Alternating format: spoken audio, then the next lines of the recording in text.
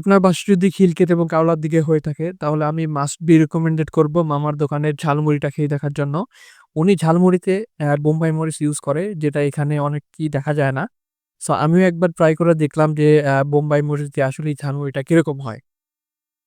So আমাদের যেই জিনিসটা বেশি ভাল লাগছে যে গিয়ে দেখলাম উনি সুন্দরভাবে মসলাটা মিক্স করতেছে।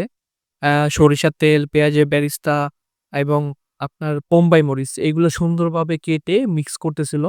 সো আমাদের দেখেও ভাল লাগতেছিল এবং লোভও লাগতেছিল যে অ্যাকচুয়ালি এটা কিরকম কত মজা হয়।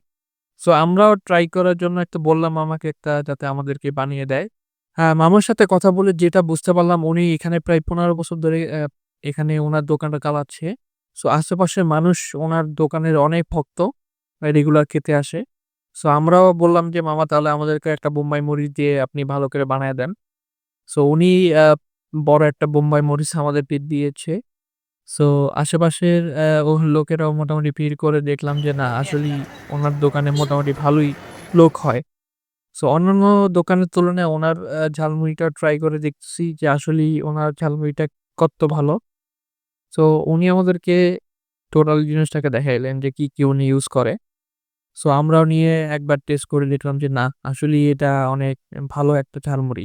সুতরাং আপনি যদি এই পথ দিয়ে একবার হলেও যান, আমি সাজেস্ট করব আপনাকে এটা একবার হলেও ট্রাই করার জন্য।